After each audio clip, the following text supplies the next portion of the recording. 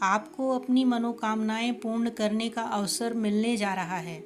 आज हम आपको ऐसी एकादशी के बारे में बताने जा रहे हैं जो कि हर 3 वर्ष के बाद यह एकादशी आती है। शांताकारं भुजगशयनं पद्मनाभं सुरेशं विश्वधारं गगनसदृशं मेघवर्णं शुभांगं लक्ष्मीकान्तं कमलनयनं योगिभिर्ध्यानगम्यं वन्दे विष्णुं भवभयहरं सर्वलोकैकनाथम्। बोलो श्री हरि लक्ष्मी नारायण भगवान की जय हो। आपको अपनी मनोकामनाएं पूर्ण करने का अवसर मिलने जा रहा है। आज हम आपको ऐसी एकादशी के बारे में बताने जा रहे हैं जो कि हर 3 वर्ष के बाद यह एकादशी आती है। जो भी इस दिन व्रत रखकर ईश्वर विष्णु की पूजा अर्चना करते हैं, श्री हरि की कृपा से उनकी मनोकामना पूर्ण होती है। तो इस व्रत का नाम है पद्मिनी एकादशी। पंचांग के अनुसार वैसे तो एकादशी हर महीने आती है, पद्मिनी एकादशी केवल अधिक मास में आती है। इस बार ये एकादशी सावन माह के शुक्ल पक्ष में आ रही है। अधिक मास या मल मास को जोड़कर वर्ष में 26 एकादशियाँ होती हैं। अधिक मास में 2 एकादशियाँ होती हैं जो पद्मिनी एकादशी शुक्ल पक्ष और परमा एकादशी कृष्ण पक्ष के नाम से जानी जाती है। एकादशी की तिथि का आरंभ 28 जुलाई को सुबह 10:14 से हो रहा है।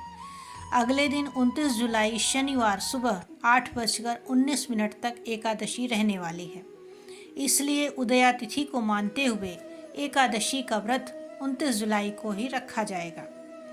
इस दिन विधि विधान से भगवान विष्णु की पूजा के साथ ही पद्मिनी एकादशी व्रत की कथा भी पढ़नी अथवा सुननी चाहिए और तुलसी दल श्री हरि को जरूर से अर्पित करें।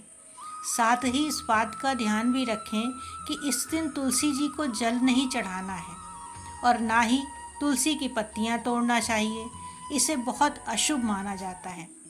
ऐसे में पूजा के लिए तुलसी के पत्तों को एकादशी के दिन से पहले ही तोड़कर रख लेना चाहिए। एक बात और, हरिवासर समय द्वादश तिथि के पहले प्रहर का समय होता है। हर तिथि को 4 प्रहरों में बांटा जाता है। ऐसे में एकादशी तिथि का पारायण पहले प्रहर में करना वर्जित माना गया है। इस समय के बीतने के बाद ही पद्मिनी एकादशी व्रत का पारायण करना चाहिए। आइए जानते हैं पद्मिनी एकादशी व्रत की कथा। पौराणिक कथा के अनुसार त्रेता युग में एक पराक्रमी राजा कृतवीर था। राजा की कई रानियां थीं, लेकिन फिर भी उसकी कोई संतान नहीं थी। संतान प्राप्ति की कामना से राजा ने अपनी रानियों सहित कठोर तपस्या की, लेकिन उन्हें उनकी तपस्या का फल प्राप्त नहीं हुआ। ऐसे में राजा की एक रानी जिनका नाम पद्मिनी था, उन्होंने माता अनसुईया से इसका उपाय पूछा। तब माता ने उन्हें राजा सहित मलमास में शुक्ल पक्ष की एकादशी का व्रत करने के लिए कहा। माता अनसुईया ने रानी पद्मिनी से कहा कि मलमास हर 3 साल में एक बार आता है। मलमास के शुक्ल पक्ष की पद्मिनी एकादशी को जागरण करके व्रत रखने से मनोकामना जल्दी ही पूर्ण होती है और भगवान विष्णु प्रसन्न होकर पुत्र प्राप्ति का वरदान देते हैं। फिर जब मलमास आया तो रानी ने पद्मिनी एकादशी का व्रत रखा। दिन में कुछ भी नहीं खाया और रात्रि में जागरण किया।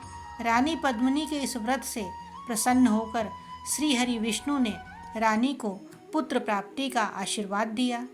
भगवान विष्णु के आशीर्वाद से रानी गर्भवती हुई और 9 माह बाद एक पुत्र को जन्म दिया।